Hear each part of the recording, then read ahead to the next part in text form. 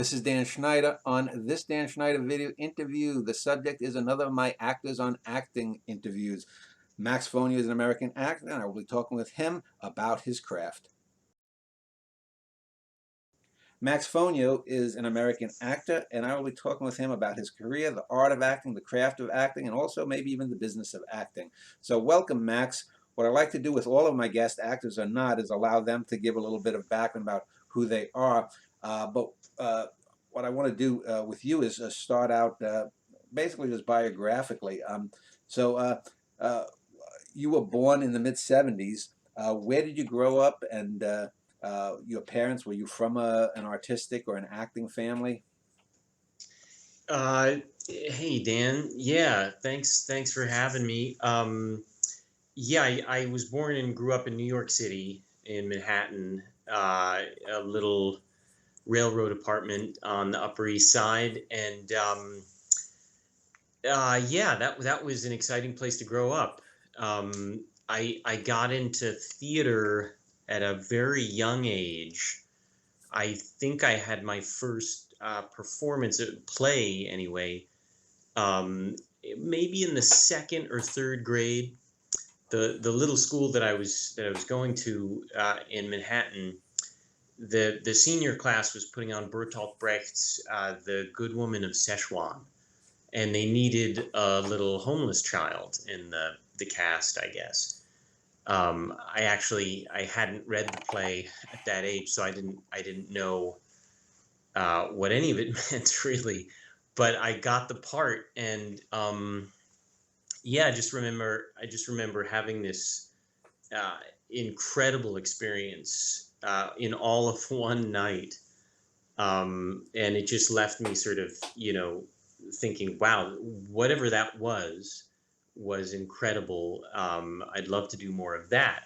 And then growing up as a kid I mean, my memory isn't that clear about any of the 70s, but having a lot of cinematic influence in the 80s and what have you in television, and going to a lot of theater, certain aspects of the industry kind of came alive, and I started to notice, oh wow, I'd love to act, and I'd love to be a part of a movie, and I'd love to sort of get a grasp on how to tell a story, and that would come out in different ways, but my family was very arts oriented. My mom was actually the reason why I got my first role.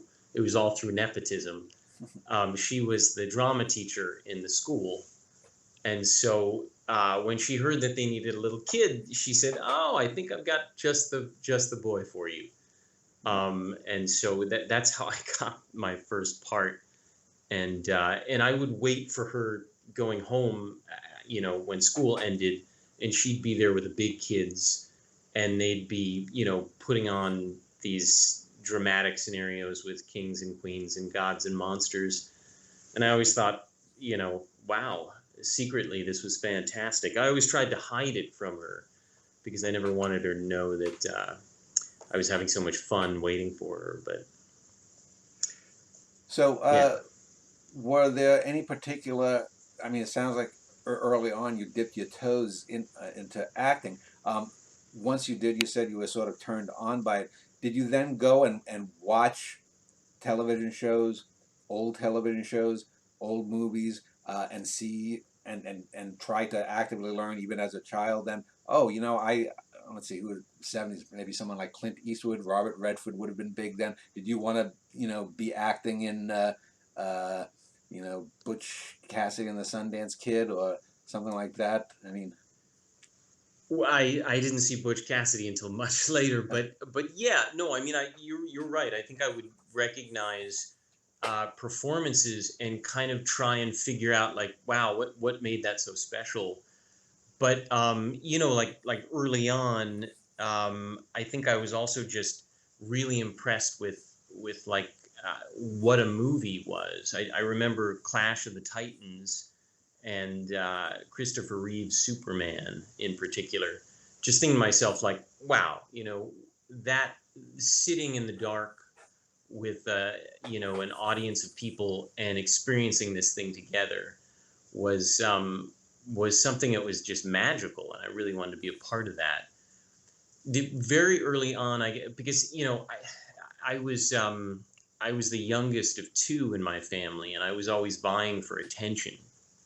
And so very early on, I learned that I was okay. I was passable at imitations, at impersonations and imitating people, and nobody else in my family could really do very much of that. So I excelled at that, and I would put on these imitation little things when talking to my parents and whatnot, and they always really responded to that favorably. And so I started to realize, oh, that's part of what this whole experience is pretending and taking on certain attributes that a character or a person might have.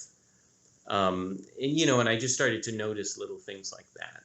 So were you the member of the family that at every get together, be it on Long Island or at a picnic or something, were you the one that was on the tabletop and trying to be the funny man or the center of attention?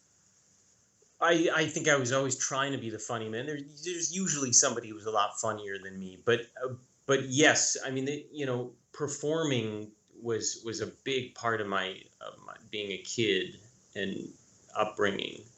And in family events, I don't know how you tracked me down to Staten Island or Long Island, but there were my family bounced around to the islands as well, and Brooklyn and Queens.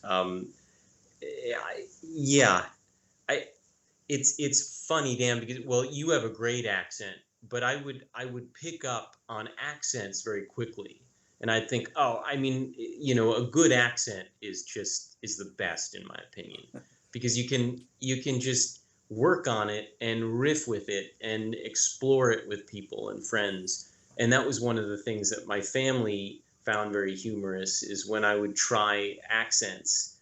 And occasionally, if my mom was a big Brando fan, so if I caught a little bit of Brando in something that she was watching, trying stuff like that was always fun, because she'd respond favorably usually, unless I really missed the mark.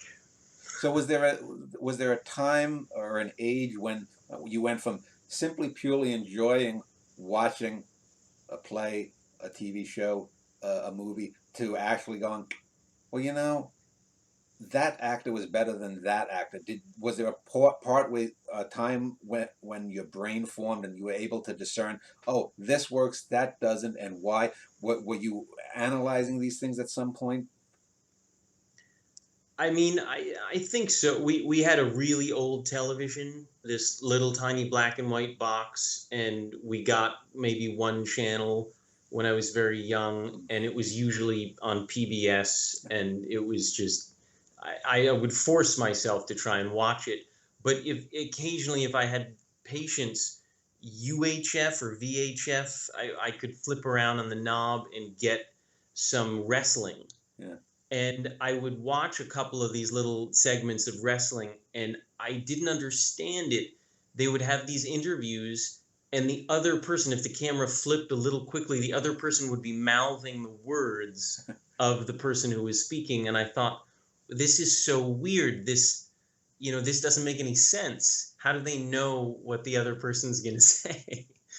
And I think that may have been a small moment of like, oh, this is terrible, or at least this doesn't have any of that excitement that the other things that I love have. I don't know if that answers your question exactly, but So one of the things that I often ask a number of the actors on the show is, I've tended to find that some actors see acting as a way to define themselves. They'll say things like, I wasn't really me. I'm at my most me when I'm acting, when I'm doing. And other people will be like, I want to get away from me. That's why I act. So you have the person trying to get away from themselves, and then the person that getting into something becomes who they are. You know, that chameleon. You know, I guess you call it the chameleon versus the escapee. Maybe is one of those your type, or are you something different? Well, I think that's a great and never-ending question. But I think at first I would definitely have said, like in college, I always wanted to be someone else. I always wanted to run off and kind of be, you know, someone who had a different past and someone who looks very different and acts very different from me. And I would revel in any chance I got to kind of disappear in a performance. Um, and I think that still is very attractive to me somehow. But I also completely relate to people who are sort of, they go through an experience of being more whole on stage because the energy from the audience, say if it's a live performance, can kind of uplift them so that the experience is really like being in all of yourself in a way. And I don't know if that's exactly what you were referring to when you mentioned other actors, but that's absolutely a part of the process. I think is sort of being so tapped in to the moment, if you will, that you're not kind of split. You're not focused on anything but what's right there, and you're all of yourself, if you will. But I think, I'm sorry to catch you before your next question, but I think you could also look at it as working from the outside in or the inside out, and you could sort of completely identify intellectually with the psychology of a certain character and the kind of the personality of your role, and you could get very involved in sense memory and method approach, and really kind of dropping in your own experience into that. And I think that's very, very valuable. But I think you also get uh, to a very high level of performance from coming at it from a totally different perspective, from learning a walk and learning a voice and adapting yourself, so that the end result is there's a fusion of a kind of an association and an identification with a character's personality, but it doesn't necessarily start out that way. Yeah, I mean, it's the end result that matters. However you get there, it doesn't matter. You know, whether you're a writer or a painter or a filmmaker. But that does, excuse me, bring up. I have again interviewing other actors. Some people say, they can just turn it on. The minute the camera goes, oh, I'm a professional. Boom. I need to cry, and my wife just got raped, and I'm weeping. Other people, have to do that method kind of inside out. I think there's a famous quote. I think it's maybe Olivia said to Brando something like, you go through all that stuff, Marlon, and why don't you just fake it? You know, you know, and there are some actors I know because I've interviewed some of them that find that kind of flippancy kind of uh, offensive to a certain degree because they're very intense and this is their art and their craft. Whereas other people, they're like, oh, I enjoy it. It is this is my job, and I can turn it on a dime. So you sound somewhere in the middle again. Well, I mean, my background is more in the theater, and in college I studied more of um, a physical acting, if you will. But as I go more into film and TV, there's such a kind of a specific experience of working working with taking everything that you've learned and taking everything that you've studied and letting go of it and kind of doing as little as you can. And I wouldn't necessarily say that's the same thing as what, Dustin Hoffman or whatever was trying to do when he was running and running and running and getting exhausted and then having that scene with Olivier or something like that. But I think if you can let go of everything that you're studying, I think you do kind of come in touch with something that is more intimate and more internal and more cinematic on a certain level in terms of elements of film. I'm not really answering your question though. I mean, I No, you guess are. I come at it. Your answers are just. I mean, you don't have to. It doesn't have to be straight on answer. Whatever you do, or however you approach it, or take the questions. That says something about you. And interviews ultimately are about not only the subject in general, but the person. So don't apologize. Well, okay, thank you. Yeah, I find it so interesting because in a way every project, it calls for something not different per se. I mean, I think you're always using things that you've developed along the way or things that you've learned along the way. But it's so fascinating to come up against something new, I think. And as an actor, I think that's really possible. In a lot of side professions to earn ends meet, you'll come up against the newness within a day or a week, and then after that, the drill. Yeah. But as an actor, I think you can make new discoveries about yourself and about the process. I think, at least I still feel like I am. Yeah, I had Yeah. mentioned in an email to you that I had a friend who recently died, and he was a writer. I'm a writer, and uh, when he's dead now, I'm his literary executive. And one of the things I have to do is go through a book that was sort of Baudelarized by a vanity press that he had tried to publish with, and correct the text back. And it's going to happen, but it brought to mind. I've always told young writers you have to learn the rules, and then you have to learn when to forget them in order to be a great writer.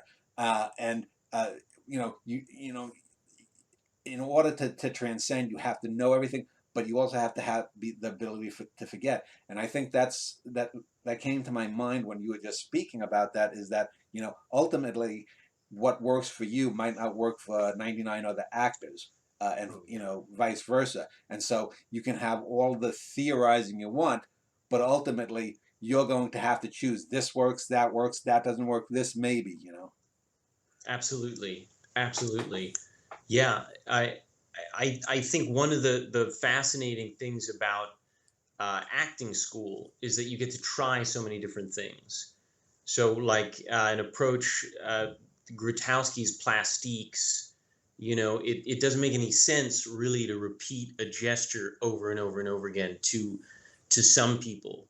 But if you get into uh, a specific gesture that's repeated and repeated and repeated, and then you notice that that's making you feel something, and then you notice through that feeling when you say a line of dialogue that something changes, something becomes really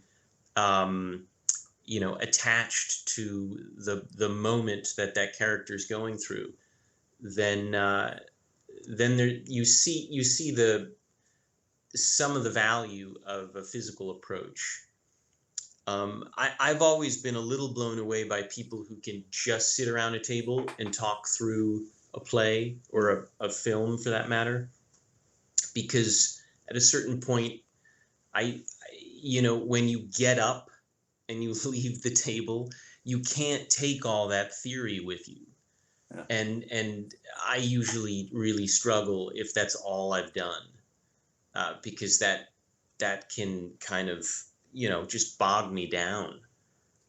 There's just so much to remember. There's so much to think about. I mean, in any given circumstance, even in a short context. Well, when you are doing something, you know, obviously you're going to get the immediate feedback from a director. You know, if you're doing something for television or in film, but I would think that if you were concentrating too much on say, you know, a character is deformed or has a tick or something, some physical mannerism, that if you're concentrating too much on that, you may lose the emotional performance. And by the same token, if all you're doing is sticking straight to the words, you may forego the visual element of the acting. Well, yes. I mean, you get feedback from the director that might be similar to that. It really depends on what the context of what you're doing is and who the people involved are, right? I mean, it's kind of amazing as an actor, you jump into the playground, if you will, with so many different groups of players, different artists and craftspeople.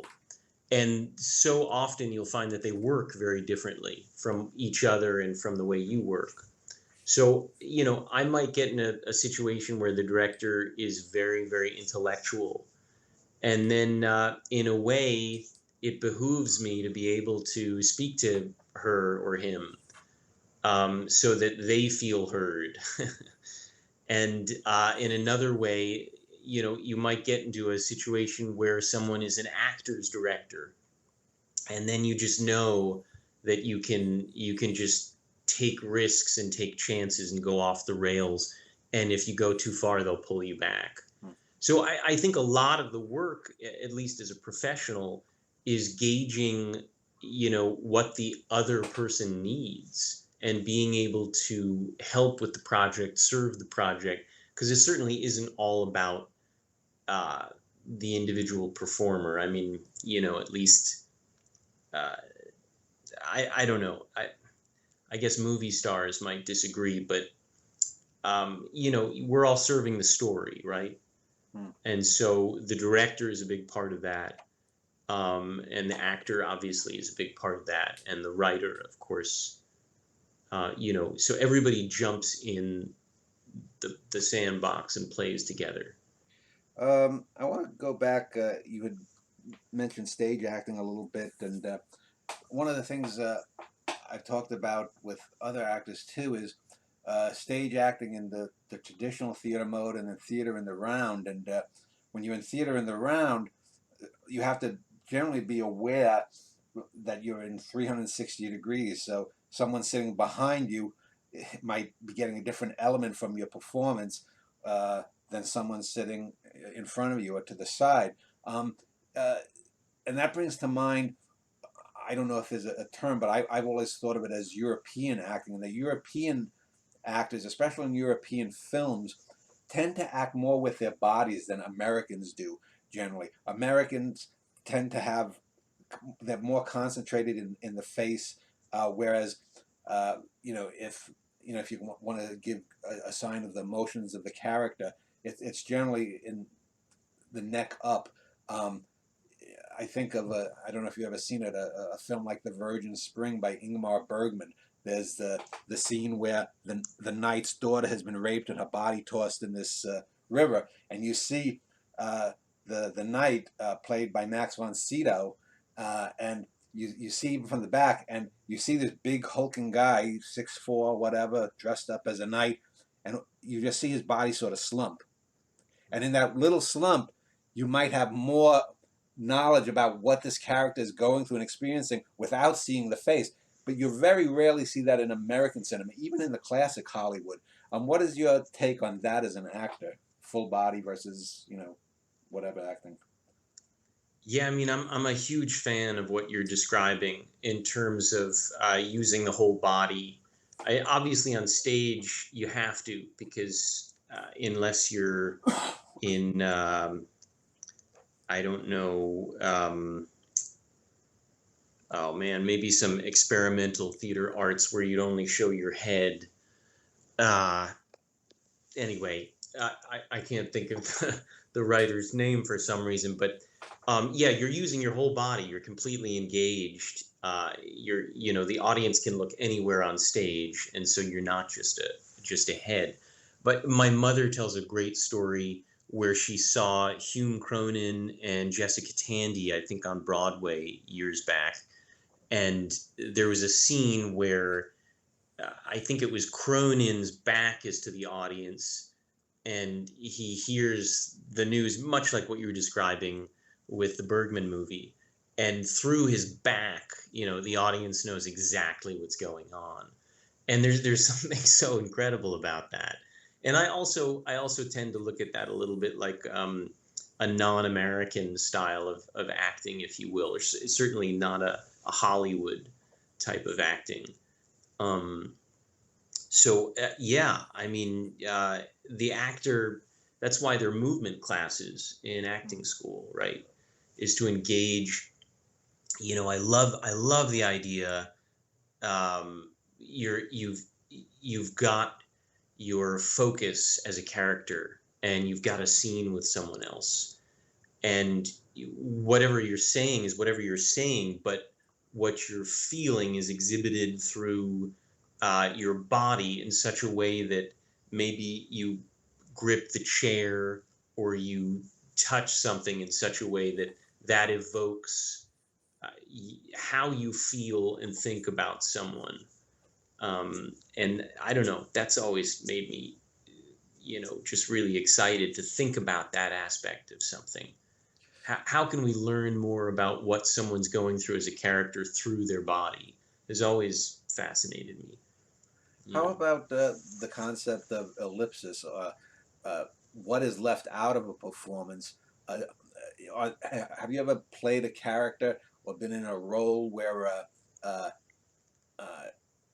you're doing it and there's too much information and you've gone to, say, a director and said, you know, uh, if we leave a little bit more ambiguity in this scene or with this character, it'll aid something in the future. Because one of the major banes of modern writing in MFA writing classes is this we must expand it, tell everything. If a character farted in 1975, we need to know about it in this novel. Because we got to unpack everything.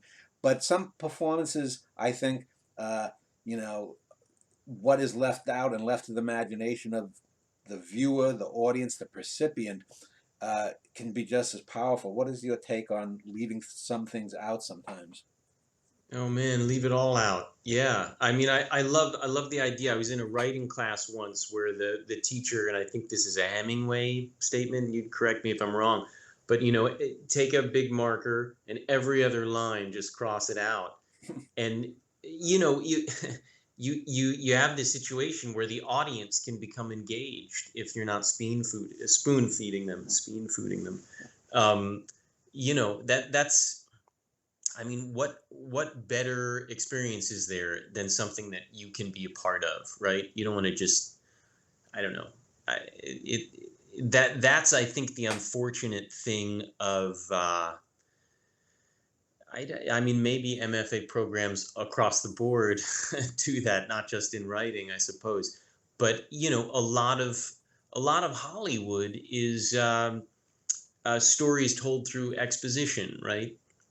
We'll meet.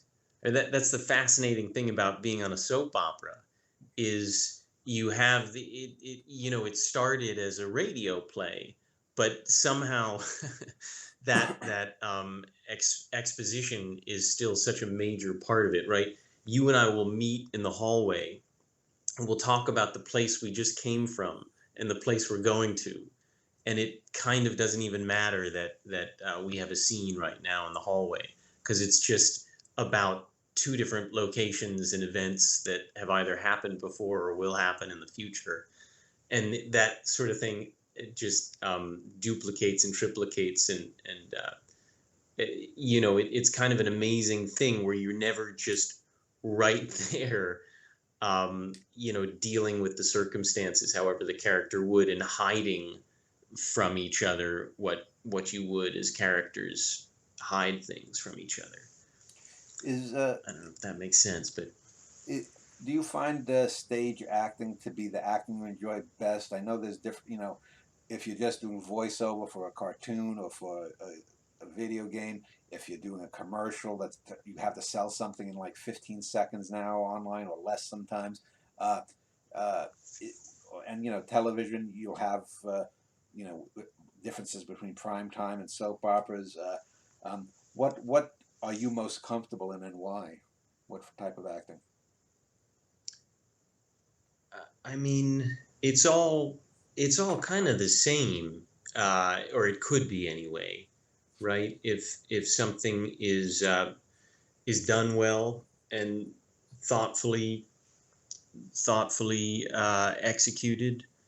I mean, you could. I've seen some kind of fantastic commercials, and I've enjoyed myself immensely on some really short, commercial shoots and what have you. Um, and then I've also, really enjoyed doing Shakespeare. So I don't know if I could quite say that there's a difference in type. I think there's a difference in the goal. Like a commercial, it's a business. It's a business, right? So they're not going to really experiment very much. Although I've done a little bit of experimentation in commercials. I remember I was doing a commercial in outside Boston years ago, and I was playing this one of three roommates for a laundry detergent spot, and it was just going to be this collage of the messy guy. I played the messy guy. It was going to be this collage of my character waking up in the morning, and then a collage of the guy who's putting himself together and using this special detergent to change his life, and that's why everybody should buy this detergent. And yet, we're shooting, and I just start improvising, and some of those little bits made it into the end spot, and I thought, oh, that's so fantastic that they let that happen on set, and then they decided to keep it in. Hmm. Was really cool, and that was just a commercial for laundry detergent. So it depends, right? So I want to get back to acting as an art and its personal resonance with the actor. So let me start off. As I've had some people I've interviewed who said that there are certain roles they wouldn't play. For example, uh, if very apropos for this year, if they were pro-abortion or anti-abortion and they were cast in a character in some kind of drama where they were on the opposing side, they might not do it. Or I'm not going to play a Nazi, or I'm not going to play a rapist, or I'm not going to play a child abuser or something. Um, uh, it, are, do you have any limits that you wouldn't do, or is playing Ted Bundy every bit as viable an option for you as an actor as playing a saint?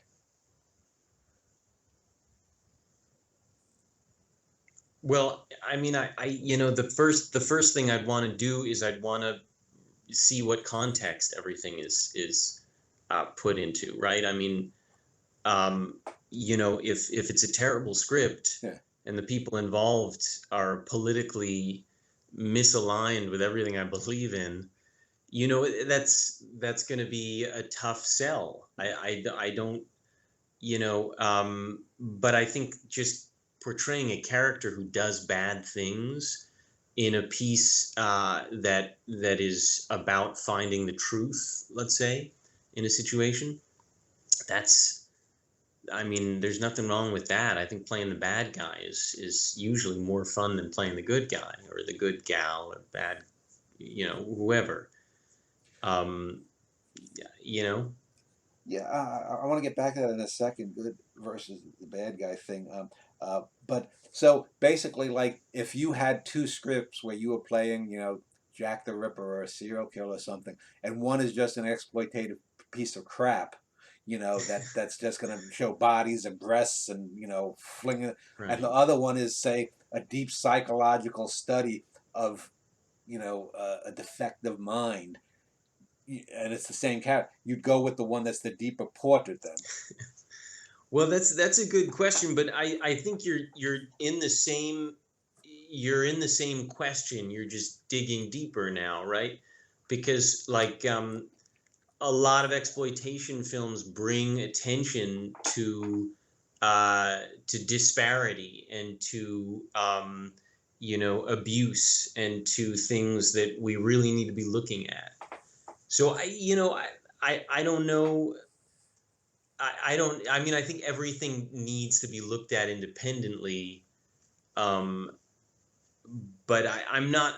Let me just say, I'm not a huge fan of like propaganda films that are politically oriented towards areas that I don't believe in. Hmm. That might be a line I would draw. So you'd mentioned something that is almost a cliche in culture, that the bad guys have more fun, or that the villains are more interesting than the heroes, and I see that as sort of a reaction towards the classical Sir Lancelot, the knight on a white steed kind of thing, because if you think about it, and I've always argued this point is, just as in real life, it's much harder to be a good person. You could very easily give into your dark side much more easily. Uh, but if you're struggling with ethical questions, and should I do this? How should I? I don't like this girl on the date. She's a little too heavy for me, or something. Am I a bad person because I'm not attractive? A good person is going to struggle with that. A sociopath probably isn't going to have a big deal with it. So they seem, for me always, I'm not with the 1950s attitude that criminals are all a class of cowards kind of thing. But I think we've gone too overboard in the other direction, where the good guy, or the good person character is just fluffy vanilla kind of thing. What is your take then there? Well, I mean, for me, first and foremost, if you're acting, it's not real. Yeah. So you have an aim, right, which is to tell a story, and I I mean, you're right. I think it is very difficult to maintain this sense of integrity, and you could translate that on different levels, right? Like you could play a character who doesn't move a lot, or who speaks in sort of one way, and that would be containing something. Whereas maybe what you're talking about, the bad guy has more fun as a cliche. The bad guy gets to do whatever they want within the context of the role, right? I mean, they drive the car faster. They they say something. I mean, I guess my point is, you're right. I think it is more difficult to be the good guy in a way, and that's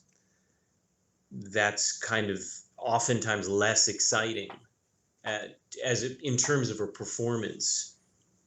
I'll give you an example. I played a robot recently. Well, not that recently, but it came out recently, and everything was contained, and the robot was a good guy. This was a very good guy, and there was a real challenge to do I kept having impulses of like, ooh, this would be fun, that would be fun, what about this, what about that? And you're kind of really just focusing in on doing everything the way that you're programmed to do it. And that wasn't easy.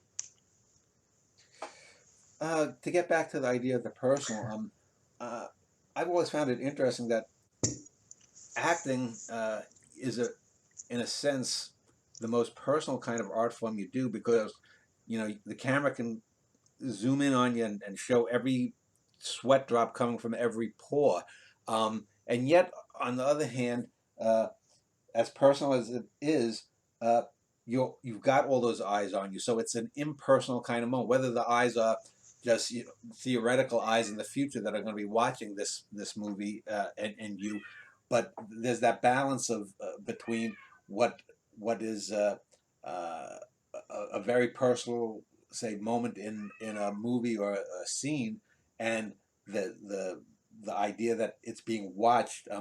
Uh, how do you approach that, the sort of irony of that? Yeah, I mean, I think you're right. It is a really personal art form, but yeah, I mean, maybe it's just because you know your instrument is yourself in a way, right? Because as a writer, aren't you really going pretty deep into your what either is your own uh, kind of inner workings, or at least the relationship your inner workings have with whatever you're doing in terms of character or plotting or Well, the difference your is I can goal. sit in my underwear eating nachos or whatnot and write, and Yeah. no one's going to make a comment about it, you know. No, absolutely. Well, no, that's not true. I mean, people might comment up the wazoo, right? Everybody has their Well, they you might know comment little about the writing, but they're not going to comment yeah. about how I look while I'm writing. Oh, I see what you're saying. Yeah, you have to deal with that, of course. But I don't know. I mean, I think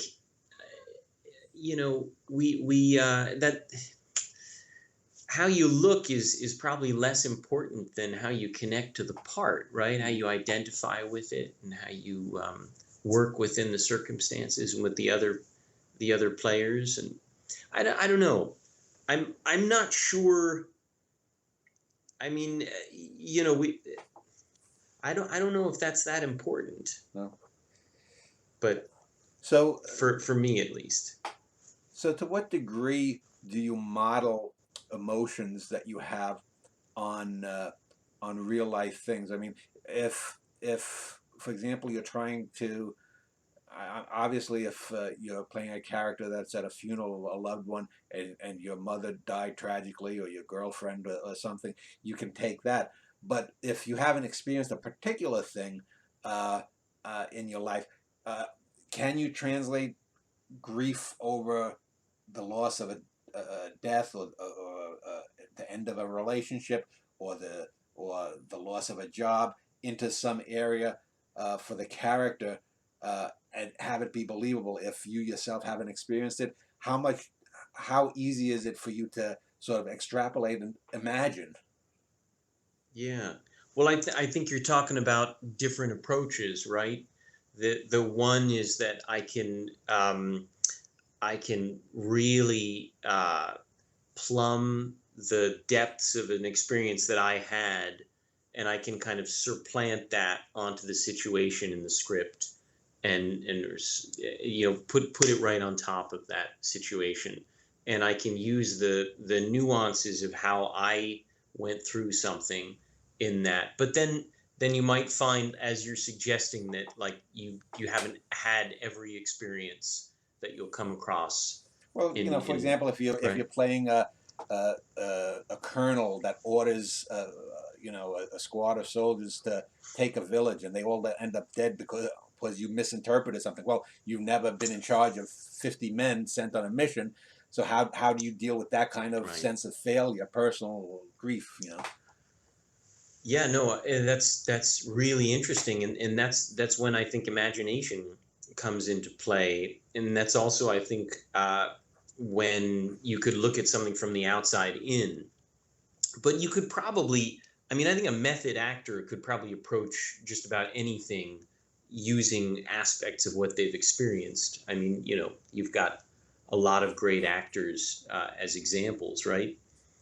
But yeah, I mean, I think you know whatever you can imagine as well. There's this fantastic uh, acting teacher and method, the Michael Chekhov method, and that I find is fascinating because he writes this book to the actor, I believe is the title, but he suggests that you read a script, you discover all of the similarities you have with a character, right?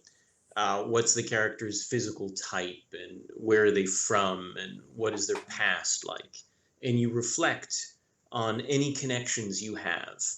And then you see, well, all the areas that you're not just like the character. Well, I'm not a king, or I'm not a colonel, or whatever. I've never been in that situation. And so then you pull from your imagination, and you kind of uh, you bring all of yourself to it, either through experience or through imagination. And then, later in the book, he goes on into using your body as a big part of the instrument to help you get back to identifying with the character, essentially through physical gestures, right? Through archetypes, if you will, because you can approach something from the outside in or the inside out. So art is a performance art, acting rather is a performance art, and more than say writing or painting or the individual arts, uh, as a collaborative, production there. If another person or other cast members are not doing particularly well, this can have an effect on your performance.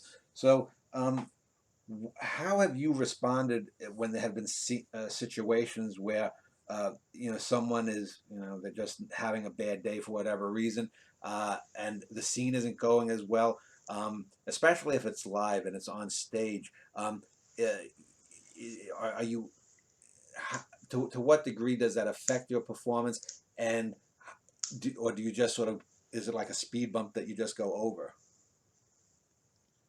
Well, I mean, whatever's going on is what's going on, and I think if somebody needs help, then you know you should be there to offer any help you can. I've certainly been in situations where I've blanked on stage, and another performer was there to help me climb back out of the hole, as it were. um, and you'll find that frequently someone is just off for a moment, and so whatever has to happen, you give space for, and then you keep going, right? I noticed, I heard in another of your interviews you talked about Jason Robards, I think, and an actor I was having just going to go to seen. that. So you have watched. uh, I was just going to use that anecdote. Well, it was a great Yeah, anecdote, a great yeah, story, right? yeah, Because Robards knew, like, well, you're in on a little secret, right? yeah, That not everything always has to be perfect, yeah. but you have to drop in every moment, and even if it's a failing moment, you got to be there because you're gonna continue on. And So I, especially on stage, the person just seeing it one time may not recognize it as a failure. If you were to see it 10 times in a row, then you might sure. recognize that was a bad night. But if you're only once, you might not recognize it. Well, and the funny thing, this never ceases to amaze me. A lot of people think these mistake moments are Scripted. some of the Yeah, best. yeah. I wasn't exactly sure what was going on, but you were also connected and alive. I've heard some really kind of funny reactions to mistakes. So let's talk about the when you get a script, because you touched on this just momentarily earlier. Um, you talked about if there was a project that misaligned with your personal or ethical or political views, but if something's just bad, how much? Obviously, you have to weigh. Are they going to pay me well for this crap or not? What state am I in? They might pay me well, but if I do this, I might be pigeonholed for the rest of my life. Typecast or something. Um, uh, how do you? What kind of calculus do you bring to accepting or saying no, I'm going to pass on this role? I mean, it's an interesting question, Dan, because on the one hand, if you were to say, well, hey, I've got a young actor who is worried that they're going to be pigeonholed, or what advice would you give her or him? And usually I'd say, look, if there's any reason to do it, do it. And I kind of look at it the same way for myself. If there's any way that you could connect to a script that is really poorly written, then maybe there's something to discover in it. But I, I mean, there are various reasons to take on a job, right? You want to work with the people involved. You want to make money to survive. You want to go on a trip if it shoots somewhere that you're interested in visiting. Um, any kind of combo of the above. Um, I mean, so I think you're constantly weighing the pros and the cons of anything, and So one of the things that I talk about to young writers when they're writing a character is you have to don't concentrate on what the characters look like so more, what their eyes look like, but what the character notices is something that's interesting.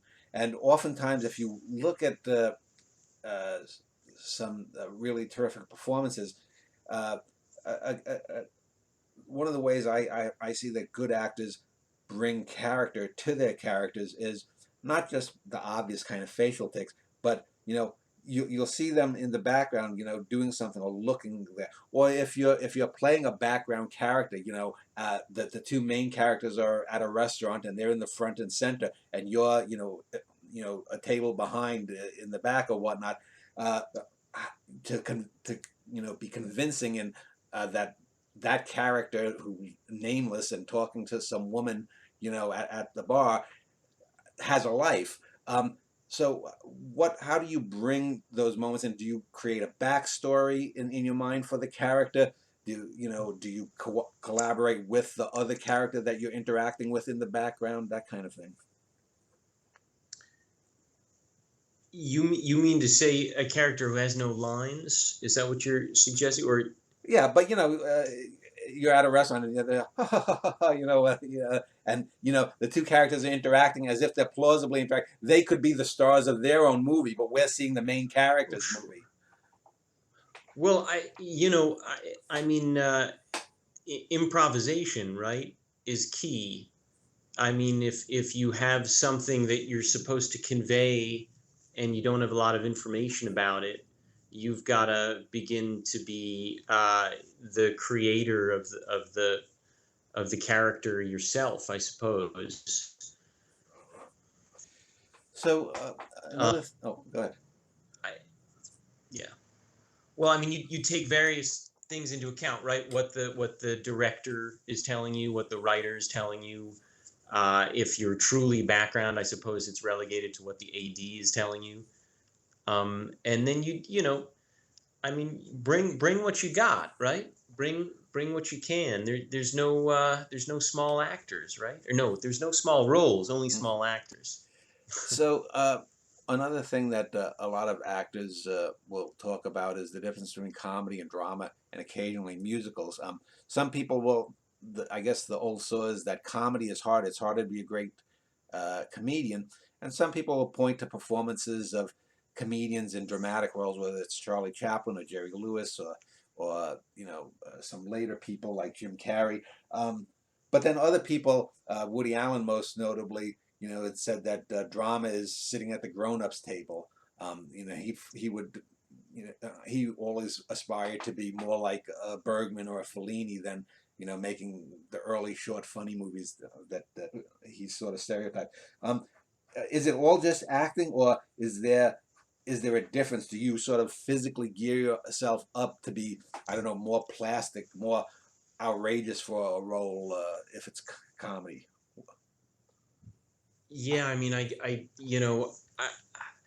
I I never found myself all that funny, but yeah, you have certain rules of comedy, right? And I agree with you. I think comedy, that trope that's a little bit similar to bad guys have all the fun. Mm. That comedy is more difficult than drama, is probably true. Um, but it is all the same thing, really, right? I mean, it is all living truthfully under imaginary circumstances, but you have the element of timing, you have the element of threes. I think if you are a performer and you have a certain understanding about that, you're probably better off.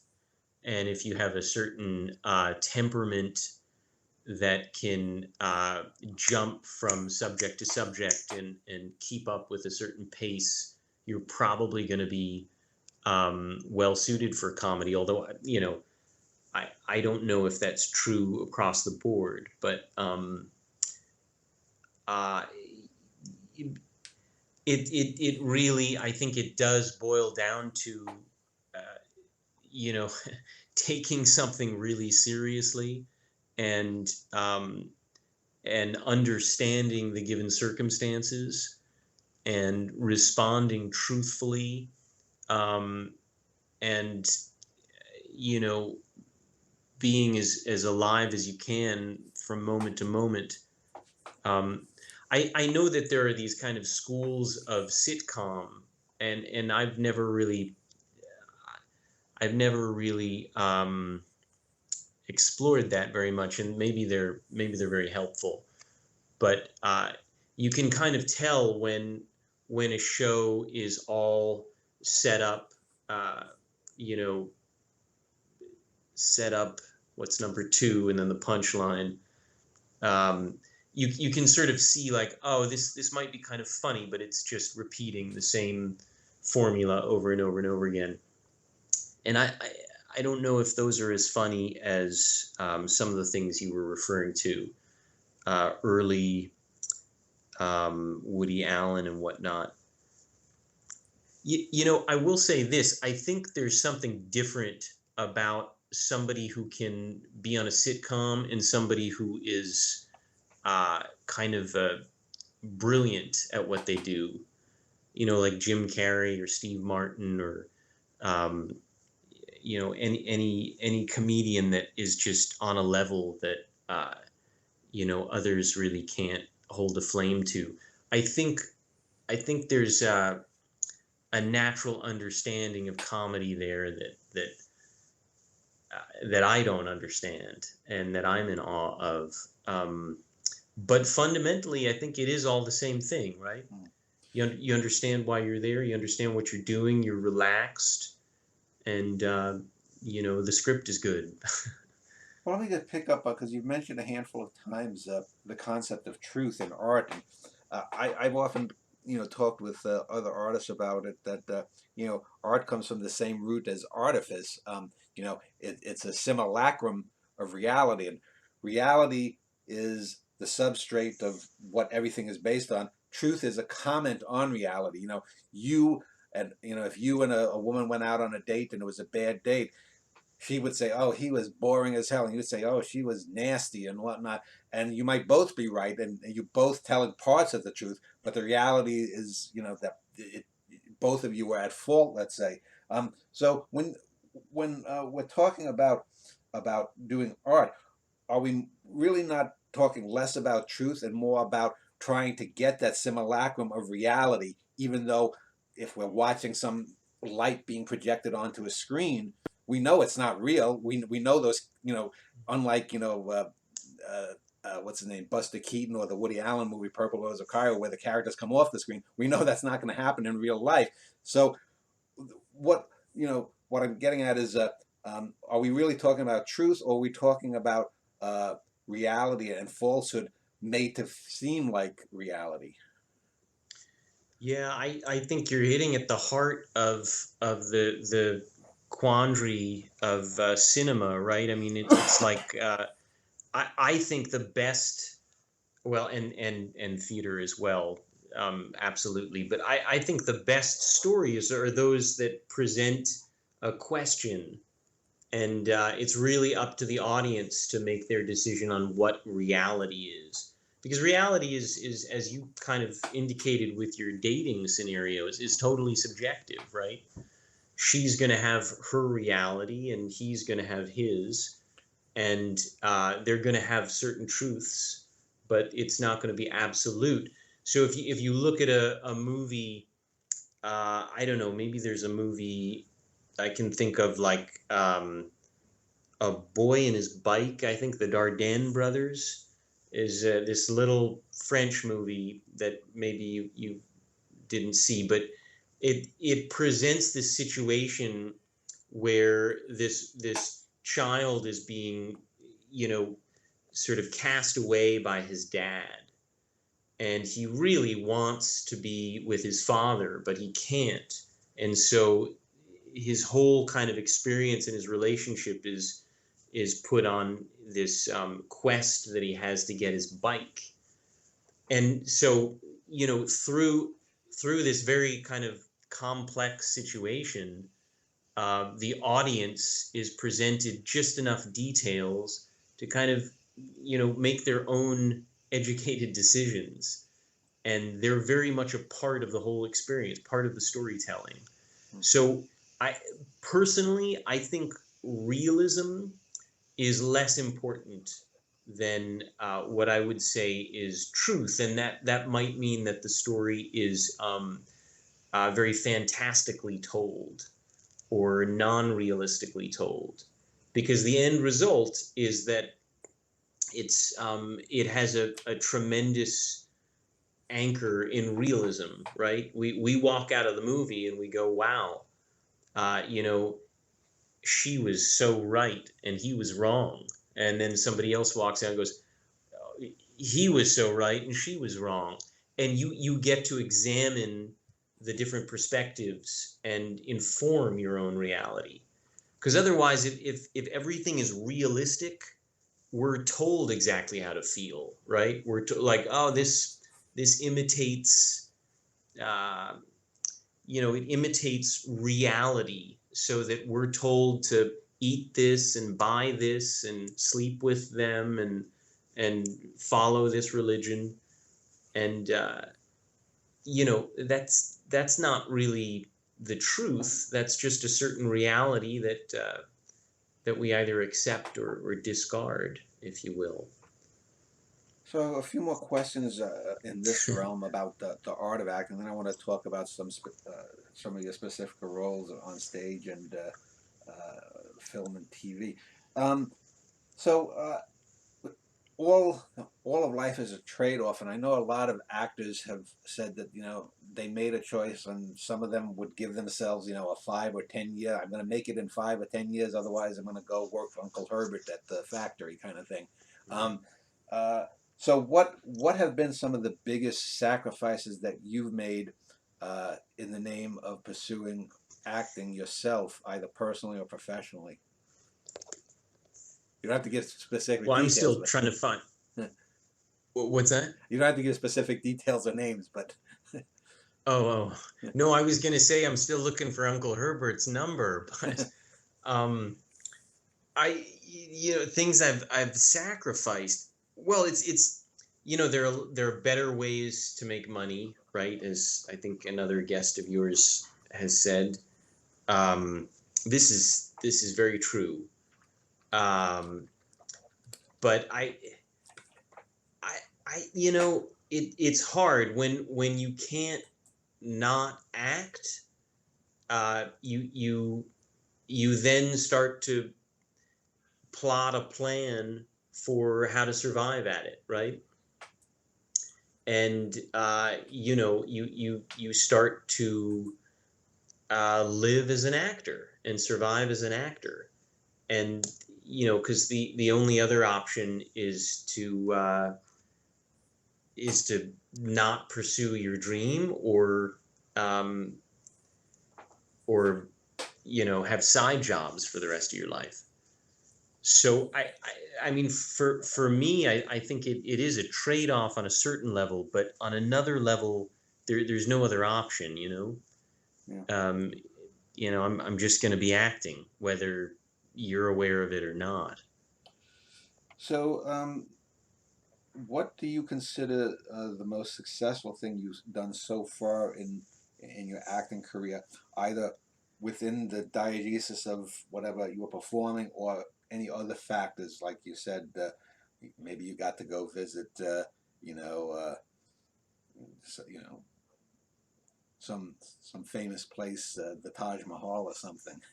you know, what? How do you define success within your own sphere as an actor? I think that's a great question because it's not always the same thing.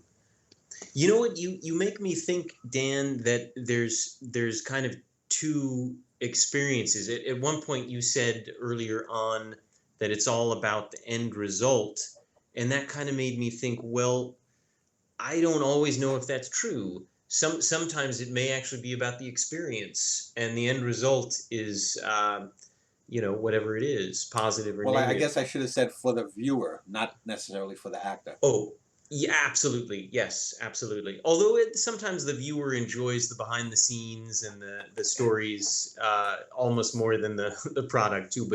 But you're right. I would agree with you. For me, oftentimes it's about the experience. Even more so than the end product. Um, I mean, the theater is just such an experience because you get to spend so much time with these different people, your peers. I was really fortunate a few years ago, shortly before the pandemic. Um, I got to go to New York and put on a play there at the Cherry Lane Theater downtown. And that place, man, that theater and the play that we were all working on and the group of people, that was a real blessing. That was just incredible. Was that the Mayakovsky and Stalin? Yeah, yeah, yeah, yeah. That was a very special, and we got to do that in with a slightly different cast. Also, incredible bunch of people. We got to do that in L.A. before we went to New York. Um, so yeah, Murray Mednick, I owe a great deal to for that experience. Um, and that's an example of the success being the work that leads up to the end result. Hmm. Because the performances were fine, but the experience leading up to that was really really special. So, Max, let's turn to some specific anecdotes that you can relate. Because one of the reasons I do these interviews is to give, especially younger actors, a chance to really see and hear stories about things from people who've got more experience. So you had mentioned earlier, uh, and from what I can see, and I'm not using the IMDb stuff because that's usually not that good, but I'm using your resumes at actorsaccess.com. Uh, so uh, anyone wants to go there, they can look at your whole list here. But so let's see. So you can do basic German uh, puppetry. I've had some experience with puppeteering. It's a great. It's just a beautiful art form. Most of it's found object puppetry. Oh, okay. So I have dabbled in using actual puppets but much less proficient with Yeah. that. About 6 months ago, I did a show on why the old television show Soap, which was a spoof of soap operas in the 70s. Yeah. You might be too young to remember it. Was great, and there was a Jay and Bob were one of the characters, a ventriloquist and his dummy puppet. And I tried to interview him. Jay, what the hell is his last name? I can't remember. But anyway, so I thought maybe you'd done some of that. And so training. So it lists a lot of your. Carol Prescott, acting coach. So was that one of your? Carol Prescott was your acting coach. Yeah, Carol Fox Prescott was wonderful. She taught a kind of a kind of development from Michael Moriarty's technique, um, uh, breath awareness and seeking joy were fundamental to the program, and I learned so much from her. She was very special and important to me, and to many others too. Yeah, that was in New York, Yeah. and I don't know if she's still teaching in New York anyway. Okay. She may be. So I'm looking here at your theater experience. It looks mostly, well, you have some in L.A. Let's talk. So One Flew Over the Cuckoo's Nest. You did that on stage. Which it says you played Warren. Which character is that? Because I've read the book and seen the movie. Well, Warren is one of the aides, Oh, one okay. of the nurse aides. So you know, I tried to beef up and play a tough guy.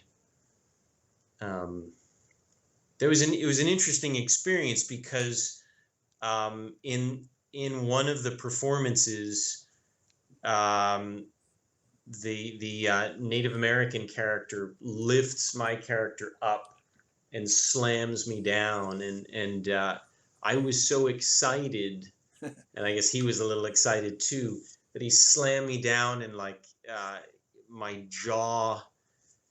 Uh, Thankfully, nothing broke, but there was this moment of terror when he thought he may have killed me, and I was lying on the stage. That's interesting. That's kind of an example of how things can get a little heightened, even when you rehearse them over and over and over again with the presence of an audience. You know. Yeah. So I you, experimental theater wing of NYU did something called Fioda's Theory of Seizures. When you have something an experimental theater wing, what how does that differ from a typical play? Like One Flew Over the Cuckoo's Nest. How is it? How is that particular play experimental then? Well, that play wasn't through ETW. That was the oh man, what's the name of that group? The players.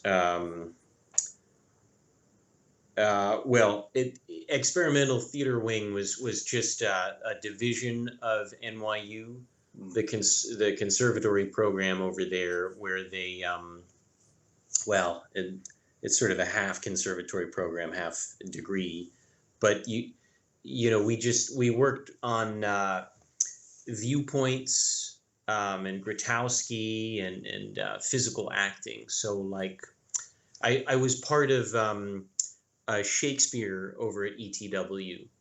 And there you really incorporated all these plastiques that you worked with, um, and a physical technique to the acting. It was kind of amazing, Dan. We worked for like 6 months. In my humble opinion, it was amazing. We worked for like 6 months in rehearsal, and then we had maybe 3 or 4 performances. And so, because of all the work that we put in, I think there were even a couple of months where we were off during rehearsal, so we could kind of work on the script ourselves and what have you. But it was a really long period of time working on Troilus and Cressida, Mm. and what happened for me was that every single performance was completely new, and I think that was because we had done so much preparatory work, because I never really found that again.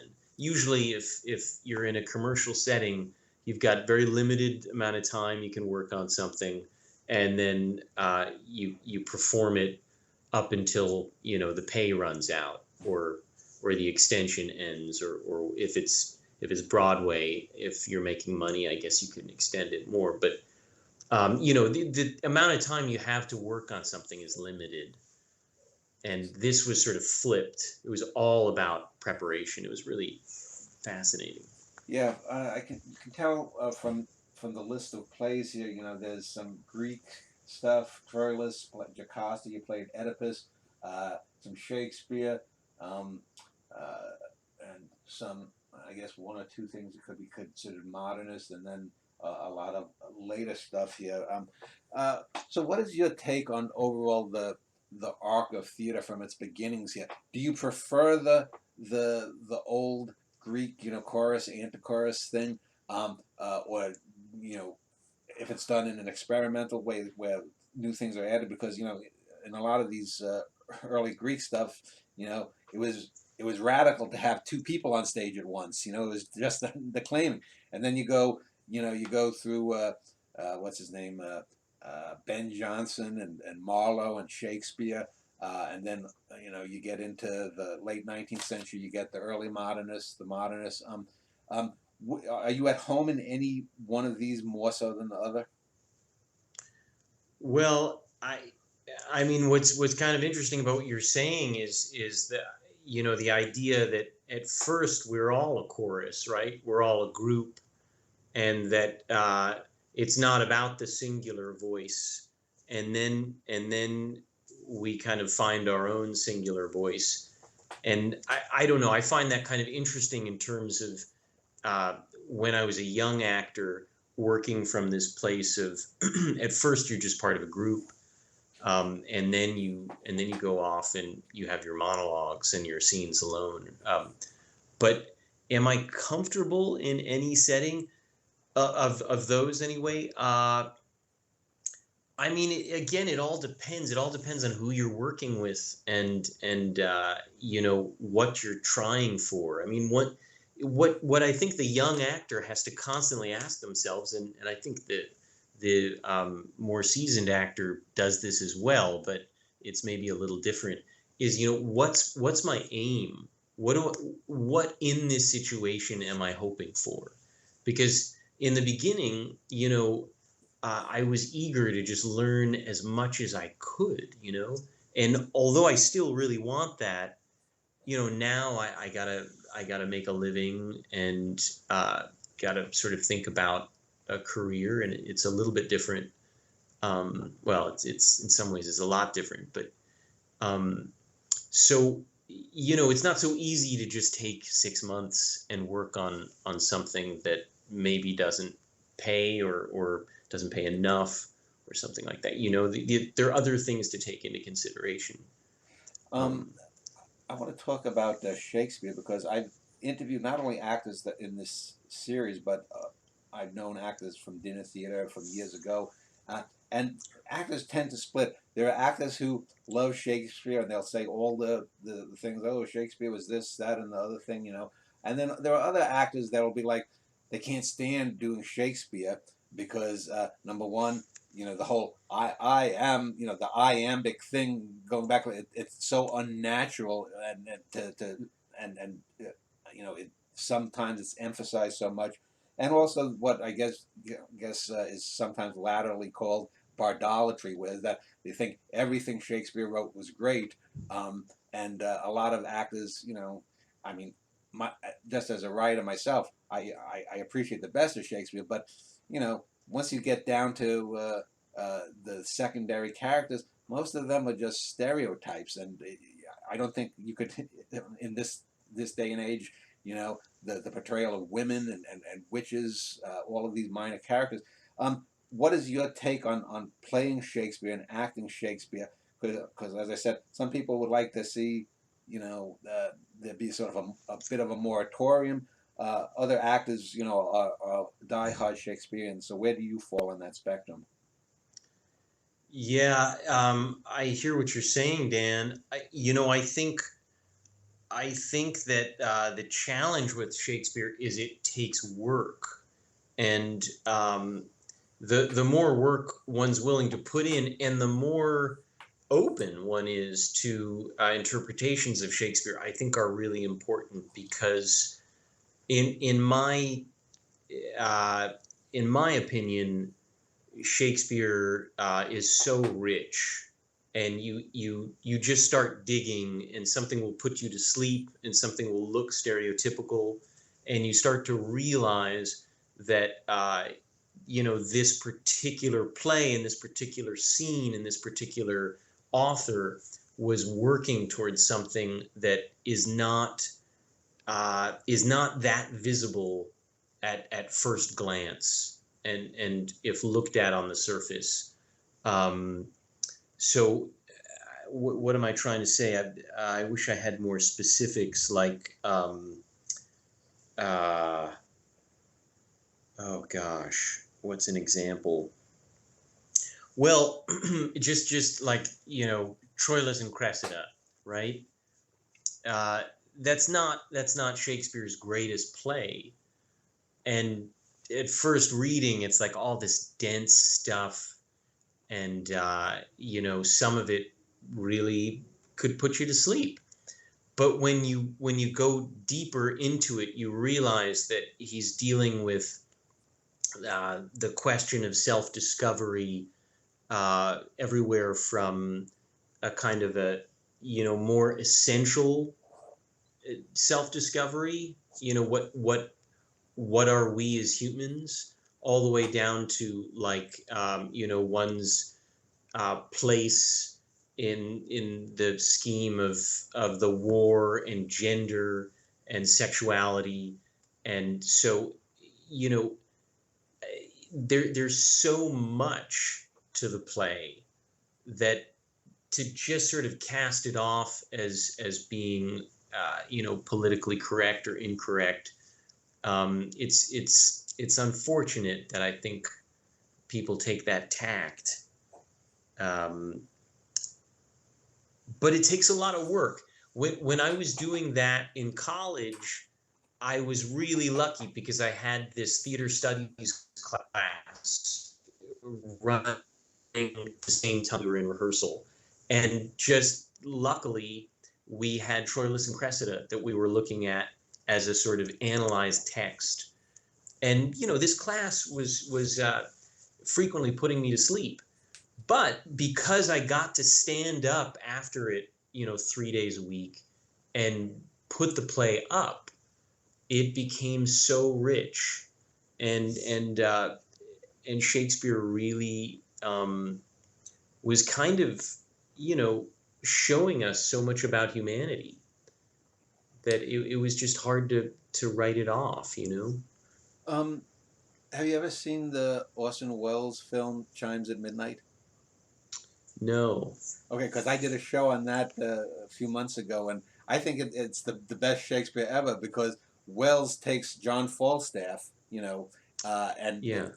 his three major roles in plays and a couple of other mentions, and he weaves them all together into a play to basically make the life of Falstaff. He, of course, plays Falstaff, and it makes that character so much richer, and I think it's the best Shakespeare that Shakespeare never wrote. I think it's Wells' best film. So, and it's available free on YouTube if you ever want to watch it, because the performance of, I forget the guy who plays Prince Hal, but he's terrific, and also Wells, of course. But uh, uh, Yeah, thanks for mentioning that. That yeah. sounds cool.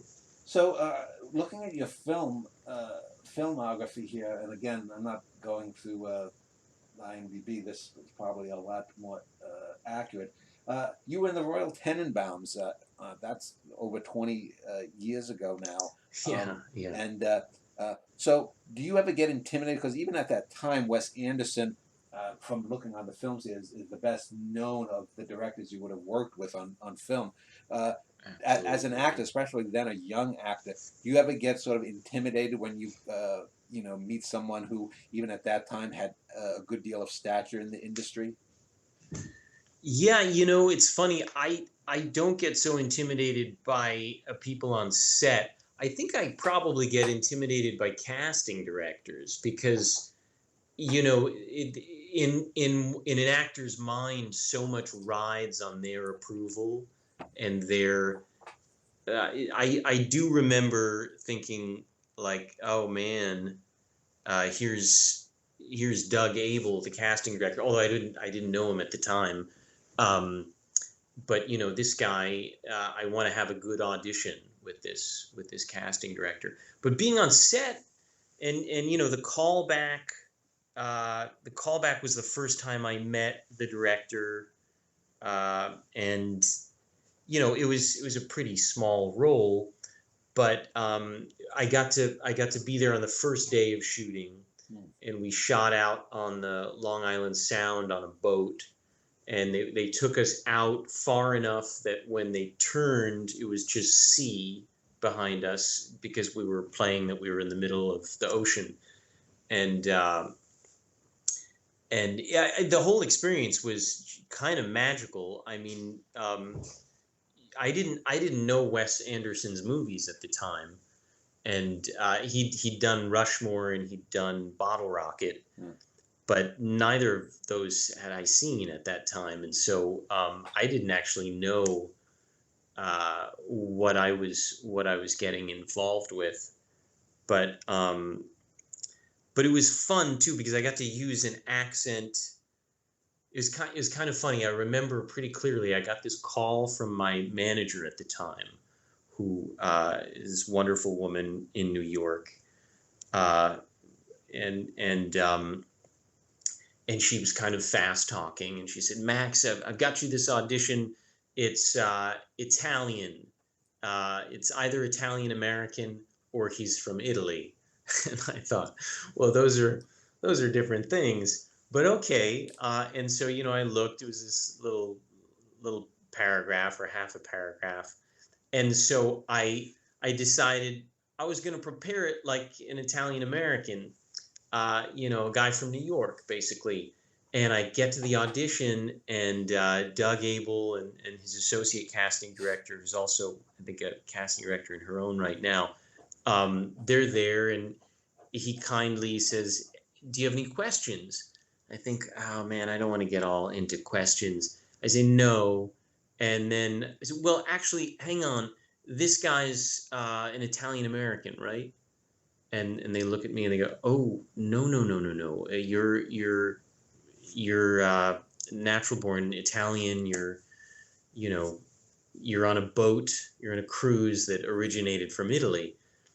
And I laughed because I was terrified. And then we went into the audition, and it went well. But the funny thing is, I think part of that, oh my God, you know, I have no idea what I'm doing right now. Was a little, what maybe was the reason why I got the job. I don't know. I mean, you never know, unless somebody sits you down and tells you, I suppose. But at least for me, there felt like this connection, like, oh, I have no idea what I'm doing, and that's freeing, in a way at the moment. So when we talk about some of uh, the lead roles you had in some independent films, well, most of the it looks like you had one, two, three, four, five, so at least half a dozen or so uh, lead roles in some indie films. Um, uh, do any of them stick out, or were these sort of like college films that you did? Because I know some actors sometimes will do a film for someone in film school, or were these just indie straight to DVD or straight to streaming now films?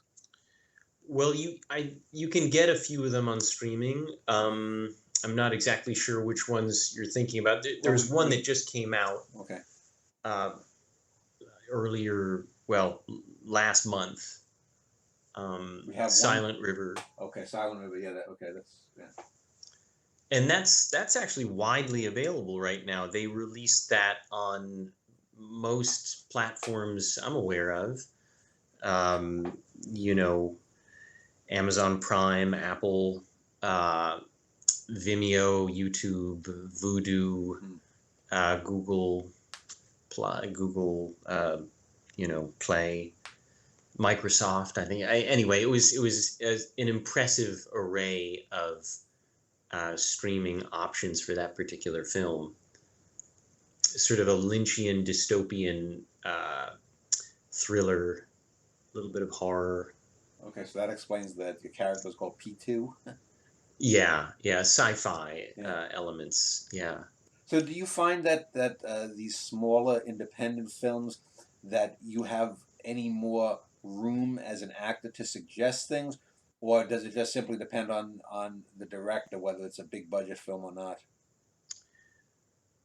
I mean, well, that's a good question. If you have no rehearsal time, then you gotta know that the more time you're taking the director away from making the movie, uh, the more of a burden you are, right? So I think that the bigger the production, the more, you just have to be savvy with your exploration, um, because, well, nobody has any time. Time is money.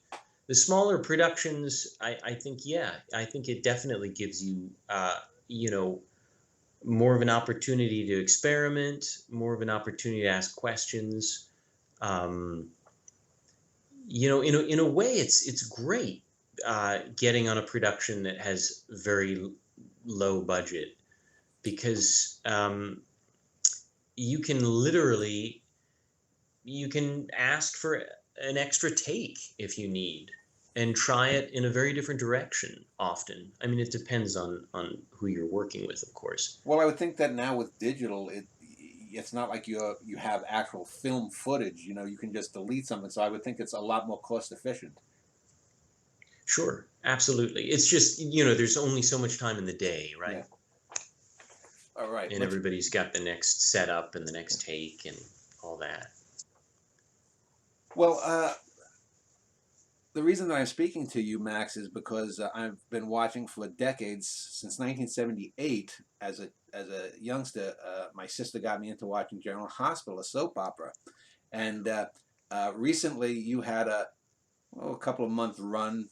You might have been in what, 8, 10 episodes, where you were playing a sort of sleazy guy who at a bar that was what were you selling, used or black market cell phones or whatnot, to one of the villainesses, the young villainess of the show currently. And the thing is, I don't know if how much you yourself know about soap operas. It's probably just another job to you. But one of the reasons I wanted to interview you was because years ago, during the heyday of soap operas in the 1980s and early 90s, um, interesting characters such as the one I think that you portrayed, and we'll talk about in a moment, would get a fan swelling when you had a lot of people watching these soaps. Someone who had a character that caught on, uh, they wouldn't just kill them off, even if they intended to kill them off after a few episodes. They'd expand it out. And your character I found very interesting. Your character was called Oz Haggerty, and he was killed by the current serial killer character on the show. And uh, your character supposedly went to an Ivy League law school and whatnot. And um, when you step into a show, for example, that has so much background, 60 almost 60 years of background, is that in any way, do you do you sort of research that, or is it just, oh, today I go in and shoot and I'm going to get killed today? Oh, well, definitely. I think you always want to do as much research as you can, Dan. But um, that was a really special and incredible experience. And I should backtrack and just mention, I said about soap writing that it's so expository, but I think that's one of the beauties of soap operas, is they're so, uh, they've maintained so much of their origin in terms of radio, and then the 60s and the 70s. I mean, I don't know that much about soaps, but they they're obviously, their influence is seen in primetime shows all over the place. And you could kind of say, well, soaps are, in a way, like you're talking about, Greek theater and Shakespeare. Soaps have an element of, larger than life, uh, entertainment that, I think still really works today. It's just the format is something that I find so unique to a daytime soap opera. And I don't know if I'm making any sense here, but I just wanted to say that, I think a lot about soaps are really special. My experience was just like a total dream come true because I showed up on set and didn't really know what to expect. I'd never done a soap, and I'd certainly watched soaps before, but I never really understood um, the sort of format of shooting, and and you have to learn on your feet. You have to learn fast. If you show up on set and you don't know what's going on, you've got to just pull from everything you see, and don't be afraid to ask people. Uh, Hopefully not people who are in the middle of doing 18 things. Um, you know, and learn while you're running. I highly recommend the experience. It's and every single person involved is like they love their job. They're glad you're there, and I mean, it was really I'm not really answering your question, but I just wanted to say that Oz Haggerty will always have a very warm place in my heart. So, so did Yeah. you? How did you get the role? Was it just something that came up on your agent's screen? Oh, they're looking for someone who it's you. You know, go down and test it. Or did you know someone who recommended you? Well, first off, because of the pandemic, everything has gone online. So you no longer really go, at least theatrically. I shouldn't say everything, but in large part, things are online.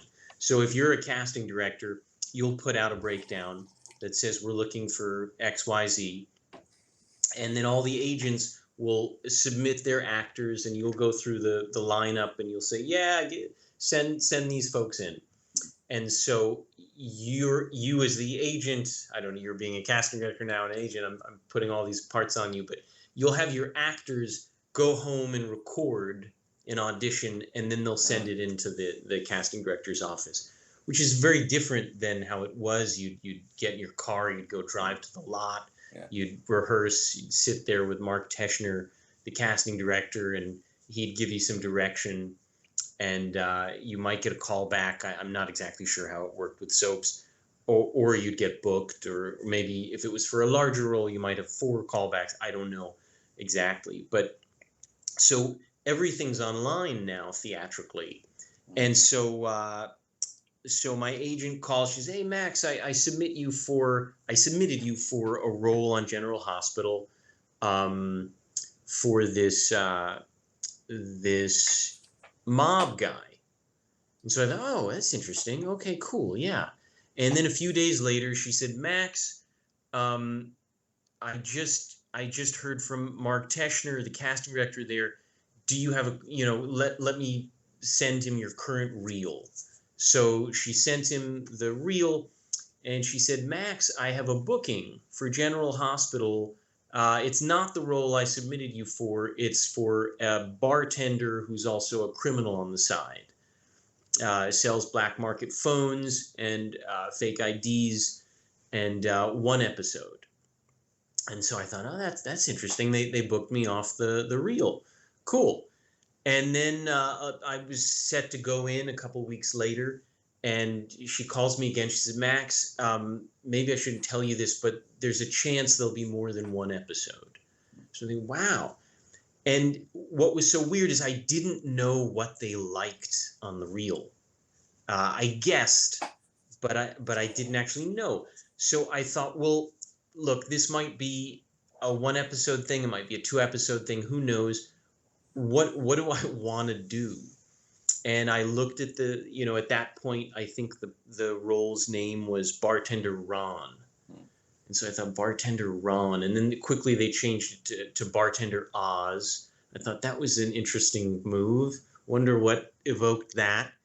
And so I started just creating this character. Oz. I didn't know his last name until the second or third or fourth episode, or later. I don't really remember when they put Haggerty on, but I just said, hey, uh, I don't know exactly what they want, so I'm going to come with my fully realized version of Oz, and I did, and and I don't know. I mean, they kept calling me back. Well, your character had what, 3 or 4 episodes where you were just comatose, so it was a very easy gig. True. Well, true. There were a number of episodes in that hospital bed. Yeah. Yeah, that's true. So I know because I will write on a general hospital board, about the plots and the actors and whatnot, and a lot of people were rooting for your character. The young villainess played by Avery Pohl is called Esme, and she That's right. poisons your character, and we don't know if she's the killer who ends up killing you or whatnot. But a lot of people, because her character now is supposedly pregnant with one of the other characters, but they were rooting for Oz to bag the sexy young villainess there.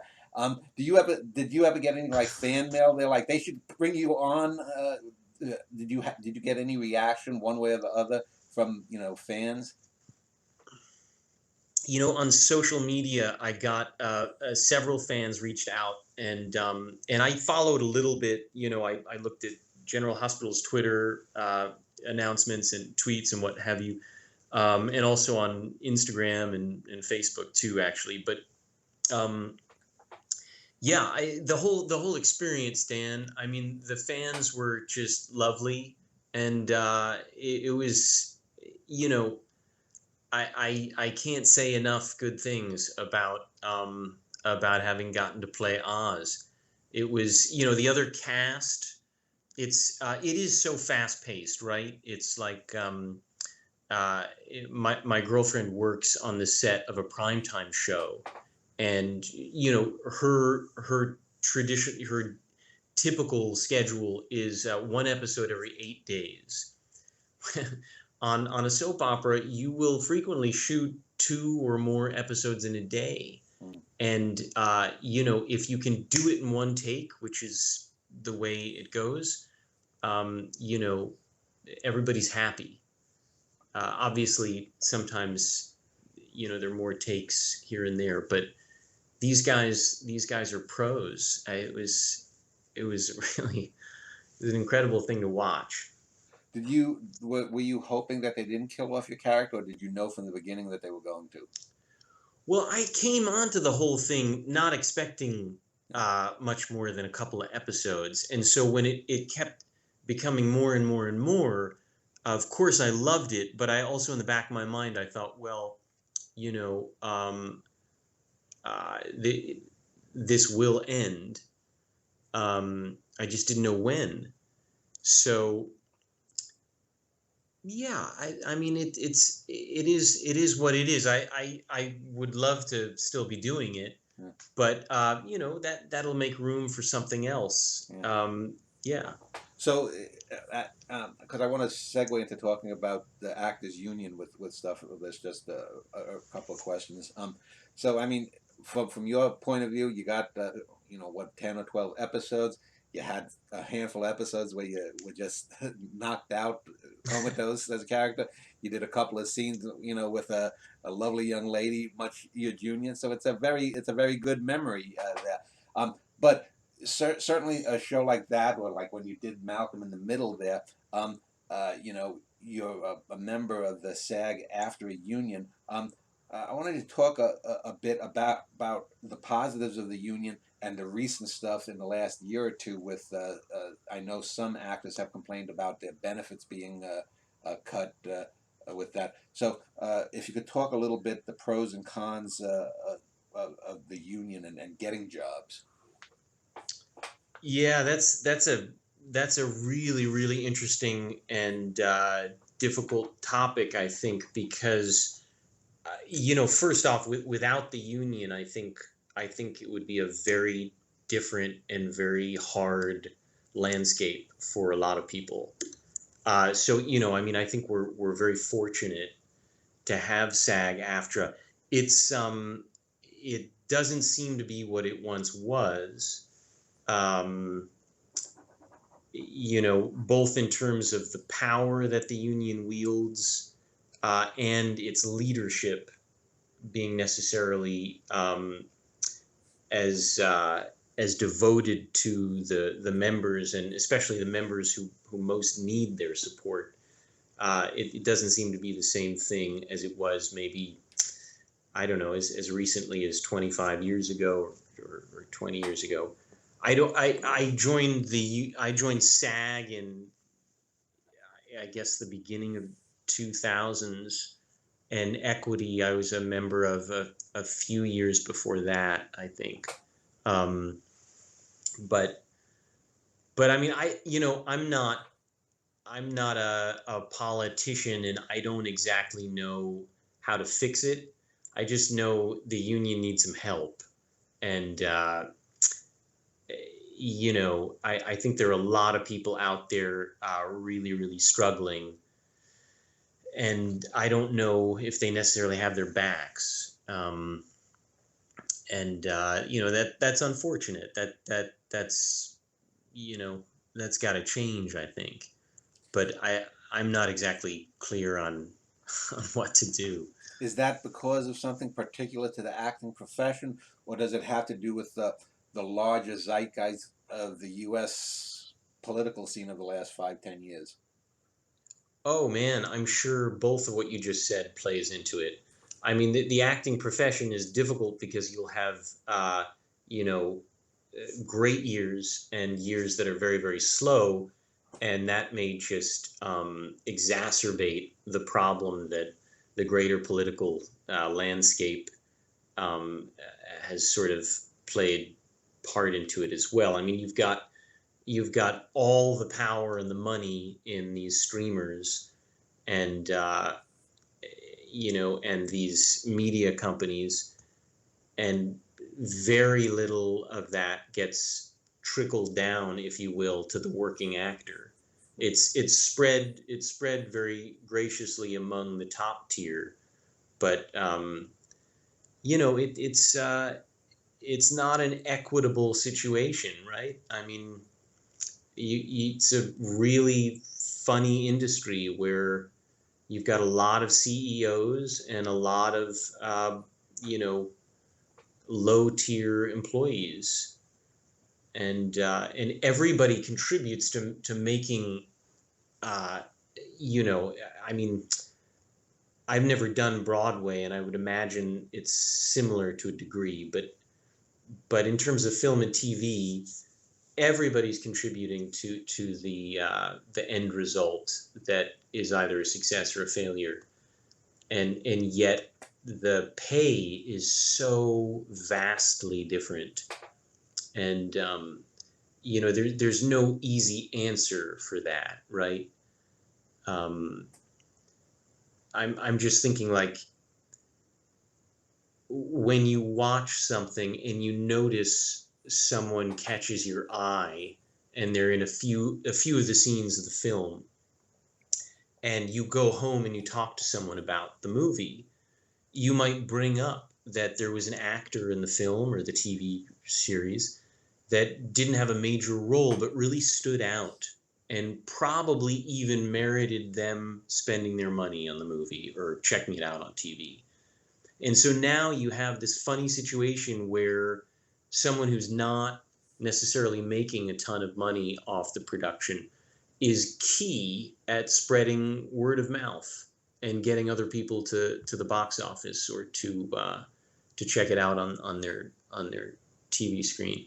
So, you know, there's no way to trace that or whatever, but it's really interesting how um, yeah. Anyway, So I just have like three more questions, and then we'll wrap up.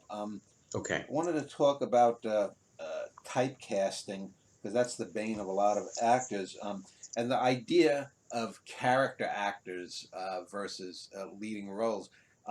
I actually interviewed a few years ago a woman who's on General Hospital. I actually interviewed a number of people who appeared on General Hospital in small roles, some larger roles.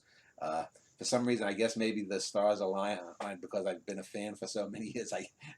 It's a good source, but um, Kathleen Gaddy, who plays Dr. Obrecht on the show, um, she had talked about how it was different. She's from, well, she was born in Canada, I believe. Oh no, she moved to Canada, but she was from behind the the Iron Curtain when she was young, and the differences between acting, I think, in Hungary and then here in the U.S. But um, the idea the idea of being a quote unquote a character actor generally means you're not the quarterback, you're not the square jawed, uh, you know, Matt Damon or Brad Pitt or George Clooney type.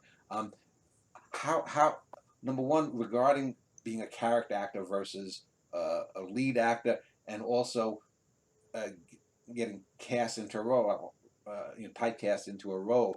Um, what is your take on that? Obviously, you don't have an iconic enough role on your resume yet that you're typecast, but that could also be a good thing. Leonard Nimoy made a lot of money off of Mr. Spock. True, true, true. I mean, the old way to differentiate, right, was and maybe it's the current way too, character actor and ingenue, right? Or leading lady, leading male. And so, the character actor is the actor who has character to their physical features and vocal features, I guess you could say. Um, and the ingenue, female or male, is as you described, right? Matt Damon, the square jaw. And this could go a little bit into bad guys have more fun versus the good guys taking a lot of work or again, bad girls, good girls also qualifies here. Taking that into account, it's like a character actor. Yeah, I mean, I love being a character actor. I that's the only hope for me at this point.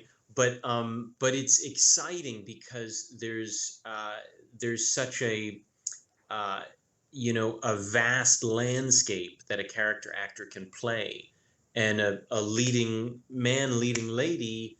If they can't find that parameter for themselves, then it's potentially more challenging. So character actor is, in my humble opinion, is uh, a great opportunity, and it's very flexible, and it's a good place to be if you're a character actor. Uh, the director John Huston once said that a good movie has five or six great scenes, or a great movie has five or six great scenes, and then just has scenes that connect them. One of the things that I know that when I watch a film, uh, the quality of the film and the quality of the actors isn't necessarily in those scenes that what they call Oscar bait or Emmy bait or whatnot. The Mhm. high grand scenes that it's not when what's his name, Othello confronts Desdemona. It's the scenes when the character is not on a high, in those sort of interstitial moments between the big ones, and you see the character again. And this can be that the slumping of the body or whatnot. Um, as an actor, what is your take on your favorite? Put aside more and a more objective look at the the work or the writing, but do you enjoy those moments when a character that you're playing is not you know it at the high point, and does it give you a little bit more freedom to elasticity with the character development?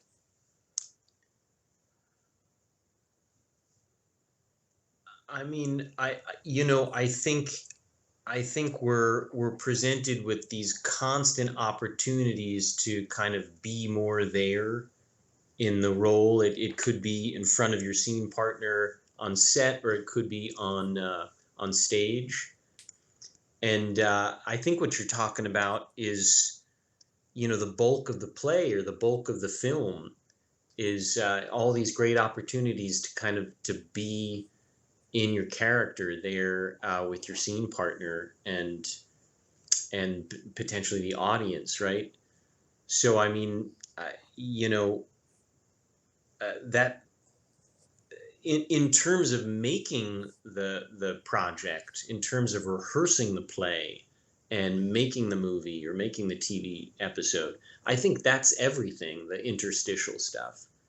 I think that the big moments are often Oscar worthy because you've got a brilliant editor and somebody making gorgeous music, and then maybe somebody with some beautiful effects, and you know the whole thing was written by someone who is really with it in terms of their their their computer program, whatever they're writing on. I mean, I think there's a lot. It's not all on the actor's head whether something is well received or not. But the experience of it's like this, right, Dan? It's like you know, you'll have your star interviews, and then you've got interviews like this that kind of, I'm just kidding. Um, the interstitial. I think it's all interstitial, man. I think it's that's the beauty of life, is how to make it valuable when it's just day to day.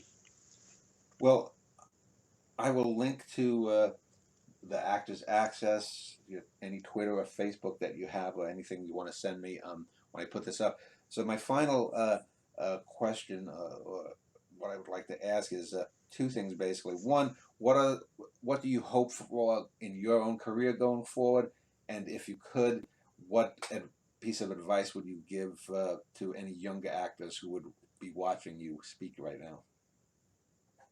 Well, I'll go to your second question first. Advice. I you know I was I was told to it was great. Is this brilliant actor?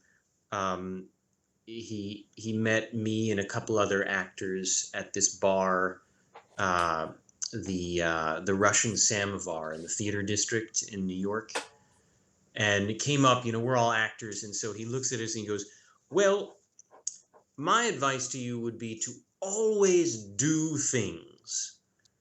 And he just kind of stopped there. And we chatted a bit after that, but it's so interesting, right? You're an actor, so you need everybody else. You need the writer, you need the director, you need the co-partner, the scene partner. But if you always have to be doing things, you always have to be working on something, and that could be on a play or on something that you're learning in class, or it could be a project you're doing with your friends. So it doesn't feel like new advice, but it still feels really important to me to always be doing things. And then where I'd like to go in my career, um, upwards. Well, does that include getting behind the camera? Because I know you're listed on IMDb having directed one or two small works. Do you eventually want to get behind the camera? God, I not at the moment. No? I love to write. I do love writing, and I think maybe there'd be a time and a place to go back to directing, but um, yeah, not at the moment. Well, I But want to thank you, Max Fonio, for spending a couple of hours talking about your art and craft. I appreciate it. It was a good interview, so good luck to you in the future. Dan, pleasure to meet you. Thanks for having me, man.